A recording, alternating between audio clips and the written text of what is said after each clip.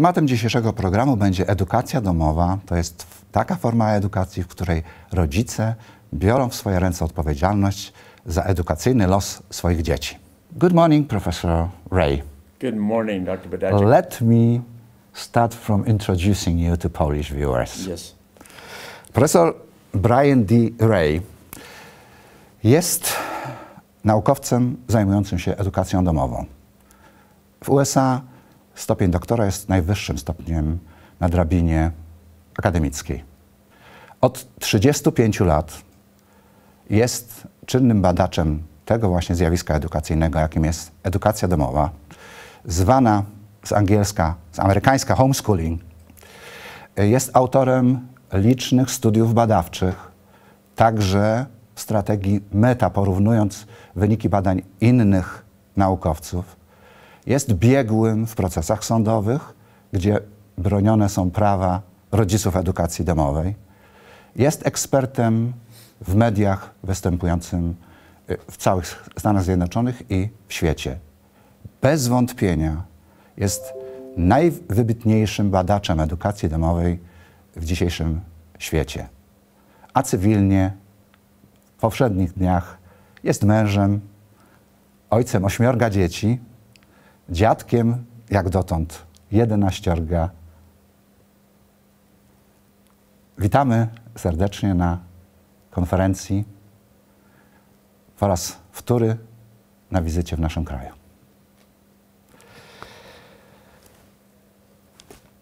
Professor Ray, thank you for accepting our invitation to take part in the conference on homeschooling here in Warszawa, Radość, Warsaw, Joy. You're welcome, and I'm privileged to be here. It's a real honor to us. At the very beginning, please try to define shortly what is homeschooling. What is that? Yes. I like to say it is parent-led, home-based education.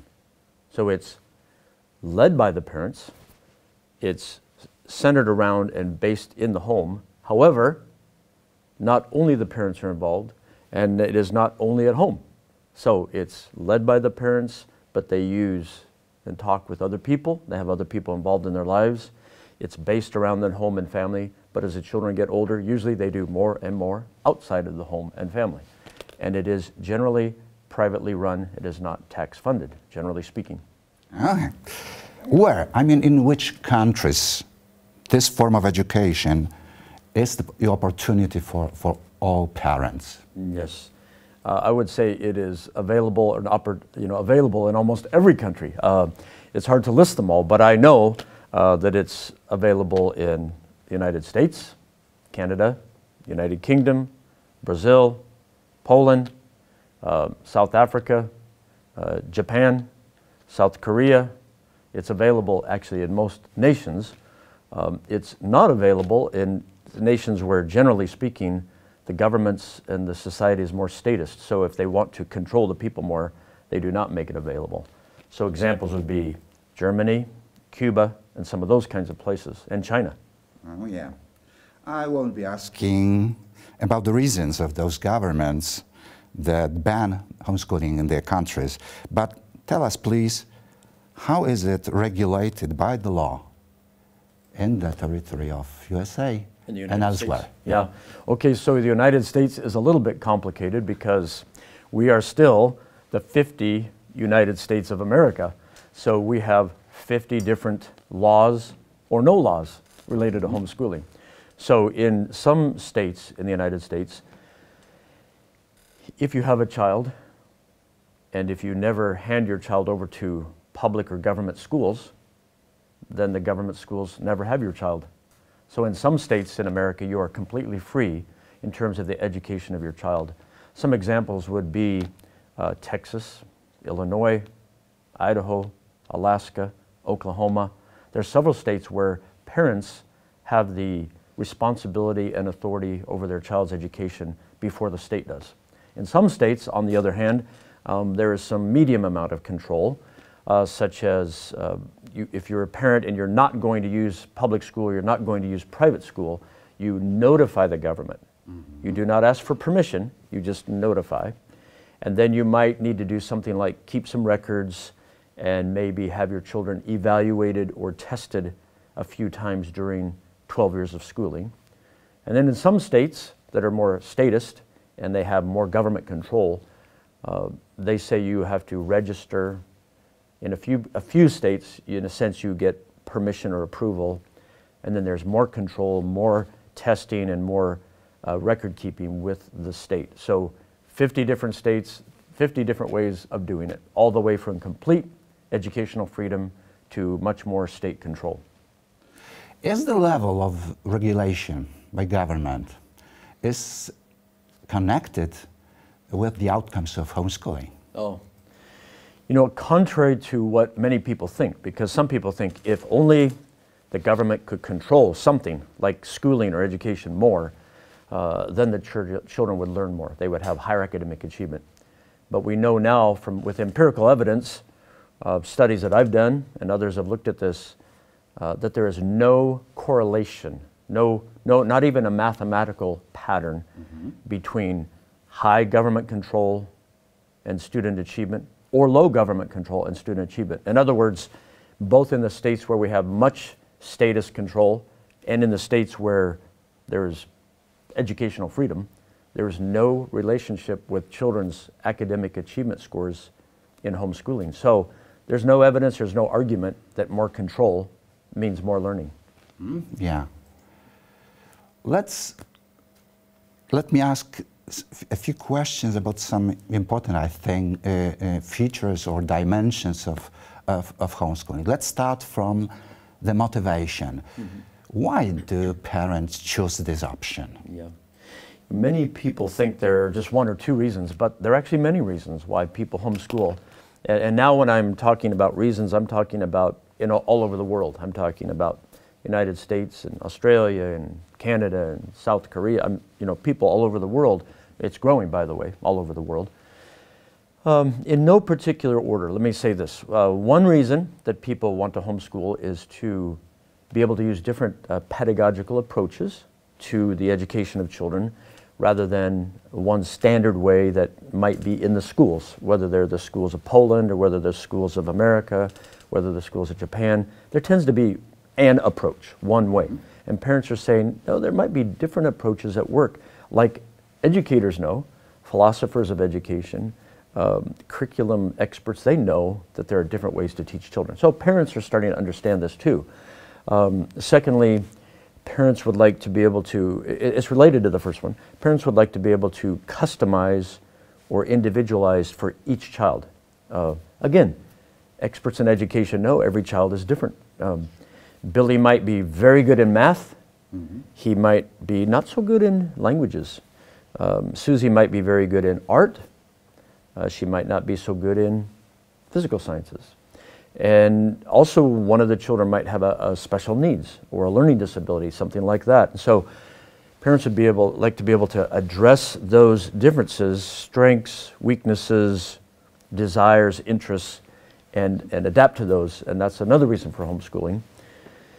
Another reason people want to homeschool is that they would rather spend more time as a family and develop relationships between siblings and child to parent, parent to child. And if they can spend more time together, they can work on those relationships and possibly have a stronger family. Parents also tell us that they home educate because the home, generally, not, like I said before, it's not only at home, but when education is centered around the home or family, it's a more comfortable or it's a safer environment. In schools, whether in America or some other nation, oftentimes children are bullied by other students. Sometimes they're bullied by teachers, both psychologically, physically. It's just not a safe environment in a lot of places these days. So that's another reason people homeschool. Parents also tell us that they would like to guide the social interactions of their children rather than just turn them loose into an institution with 28 peers, find out after 12 years how their social development is going, and we know oftentimes it's not so good. So they want to guide their children's social interaction. I would say not control it, but guide it more. Another reason that some people homeschool is that they would like to be able to focus on a particular element of culture with their children, whether it's maybe they want to focus more on history. Maybe they want to focus a little bit more on the ethnic background of the family. It could be those kinds of things. I would say that a last but not least important is that many people homeschool because they would like to, rather than hand their children over to the state schools and let the states teach them values and beliefs and worldview, the parents say, it's my job to teach values, beliefs, and worldview to my children. So that's another reason why people homeschool. And again, that's whether the people are agnostics, atheists, Christians, Jews, New Age.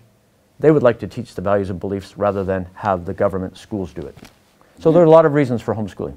Okay. Some people homeschool for one main reason, but most people homeschool for various reasons. You've told us about the academic reason for homeschooling. Is homeschooling really comparable with schooling at educational institutions, public or non-public? Mm-hmm. Is it possible to do it? Yeah, what do empirical evidence say? Yeah. One reason, again, not the only reason people homeschool is because they want solid academic instruction, solid academic learning for their children. And now we have 35 years of research, 35 years in the modern homeschool movement. By the way, homeschooling is not new. Homeschooling has been going on for thousands of years, and now people are doing it again. So I think that's very important for people to think about. But anyway, back to academics. In many studies in the United States and other places, when children who are homeschooled are given standardized academic achievement tests, on average, they're scoring above the public school average. On average, on standardized tests, they're scoring 15 to 30 percentile points higher than the state school students. Consistently, study after study after study. Yeah. Some people are surprised, but I'm not very surprised anymore. Mm-hmm.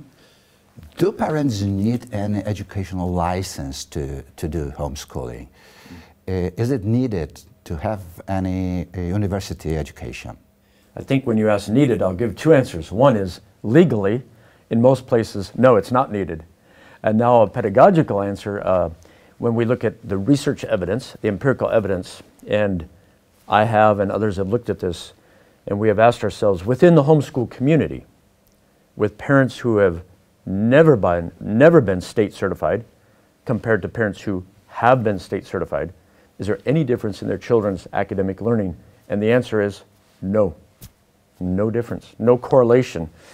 And people need to remember, if there's no correlation, it's difficult to make any argument that there is a cause and the effect relationship between this. So for some people, like maybe certified teachers, and I've been a certified teacher, that's a little bit of an insult that they don't need a certification for their children to learn well. No. But for other people, if they stop to think about it, all of the benefits that home-based education children have, it's not surprising that they do well. Okay. Yeah. What then about the main concern of the people in the world?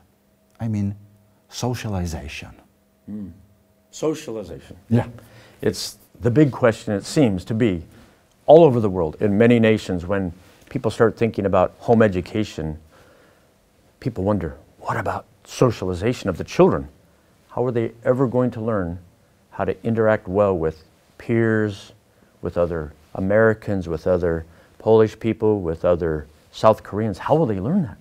And I think, first of all, Dr. Budajczak, that question comes from the fact that for about 6 generations now, most of us have been institutionalized. So we don't even realize it down inside of us. There's this sense that normal life is growing up in an institution with about 25 other people within 1 year of your age, plus one adult who's maybe 20 to 50 years older, that's a normal way of life. And normal is not necessarily the best, but people have to remember that, again, for hundreds and thousands of years before institutional schooling, people were socialized mainly by their family in the context of a local community, not in an institution called school. So, first of all, we have to keep in mind history, because that's, I believe, from where that question comes. Now, secondly, let's look at empirical evidence. Yeah. And then maybe a little bit about what happens in home education. Empirically, because people have wondered, what about socialization? Many researchers have done studies on it. So they've looked at various secular concepts such as self-concept, self-esteem, family cohesion, ability to just play or interact with other children if you're a child. So they've looked at many different things. And in all of these studies, overall, on average, home-educated children are doing as well and usually better than those who are in institutional schools. So again, there's something about home-based education that seems to develop social awareness, social kindness, social effectiveness. It's somehow happening in a home-based education environment. So that's the empirical evidence. Again, I've written articles on this, others have written articles on this, people can find the empirical evidence. So the third thing I'm thinking about is, well, why would that be? And again, you think about this, it's really basically natural for a baby to be born into a family. And from the very beginning, mom and dad and siblings are interacting with the child. Yeah. They're talking to the child. They're teaching him, this is red, that's blue, this is hot, this is cold. If you hit your sister, that's a naughty thing, don't do that. They're being taught these things little by little all along. And at age 5, magically, in history, they did not send them away to be socialized by other people. They kept doing it in the family, in the local neighborhood, in the local stores, in the local activities, and the child got older and older and older. This is the way people have been doing things for hundreds and thousands of years. So it's not surprising that children in home-based education are doing fine. They've been doing fine with that through history. Yeah. Well, are there any philosophical or fundamental justifications for homeschooling children? If we think about justifications for, I'm also thinking about justifications against. So let me think for a moment. For, a philosophical argument is that sort of the natural concept, like I just mentioned. Whether you think it's natural from chance or whether you think it's natural from some kind of creator, children are born into a family. They're born into parents. Yeah. They're born into siblings. And for, again, thousands of years, some people would argue longer, this is how children were raised. And they were raised with these social interactions, with the moral interactions, with ethical interactions, with what we now call academic interactions. For many, many, many years, parents have been the main instructors of social skills, reading, writing, arithmetic, how to have values, how to think about religion, how to think about law, how to think about whether to obey the law or disobey the law. This has been going on forever. Yeah. Forever and ever for Homo sapiens. It's been going on. Yeah. And against? And against. An argument would be, one argument might be that, but this cannot be good for the common good. But it's very difficult for those who argue this to define common good. Sure. Because the people who practice home-based education for thousands of years, they cared about the common good. And nobody used to think about this, okay? Yeah. You know, except maybe you go way back, people like Plato. He wanted the state. He wanted the people who think they know better. He wanted the philosopher kings to be in charge of, to have authority over, to have power over how parents raise their children. So that would be a philosophical argument against home education. We know, however, people who believe in classical liberal thought in the sense of freedom of choice, limited civil government to be protected from the power of the government, have believed that parents have the main authority over a child's teaching, training, and instruction. So the argument against homeschooling is usually a statist, more elitist government control argument. Mm-hmm. And then the other arguments, modern arguments are, but we need professional teachers to teach children to learn how to read, write, and arithmetic. However, the modern homeschool movement is a perfect one-shot case study that proves government certified teachers are not needed. So the arguments against are usually philosophical, and they're usually made by people who want the government to have more control over people's lives. That's usually what we see. Or one more thing, not necessarily that they want the government to have more control, but some of these people who argue against homeschooling, some of the scholars, they're not as clear about it as they should be, but they want the government or public schools to be in charge of children's education, because these people who don't prefer homeschooling, they want children to learn their worldview.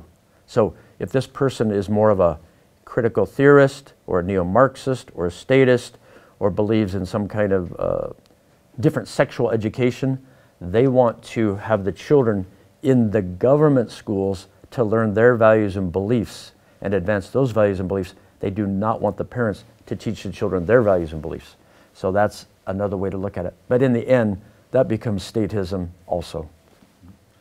For the end of our meeting, our interview, please try to advise something. Could you do it? Parents that want to start homeschooling, they're thinking about this possibility. I think there are a few key things to think about. One, don't be afraid. You're a parent, and from the moment your child is born, you are homeschooling. Yeah. So all parents are homeschoolers to begin with. Their child is young. I talked about this earlier. They feed the child, nurse the child, clothe the child, wash the child, talk with the child, laugh with the child, cry with the child, nurture the child. They're doing all these things. As the child gets a little bit older, they teach the child more advanced things. It's very natural. Say, this is a ring, this is a pen. You write with a pen. Parents do this naturally. That is what happens naturally and in culture. And I think parents need to remember they are home educators. And when the child gets a little older, in most modern Western societies, the child gets to be about 4 or 5, all of a sudden the parents start thinking about, what about formal school? But again, that's only because of modern society. So I just want to tell parents, remember you are a home educator and you have been doing a good job. And if you're diligent and you pay attention to your child, you may continue to home educate instead of sending him or her away to an institutional school. That's the first thing. It's kind of a readjustment of thinking. It's a little different approach or paradigm to thinking.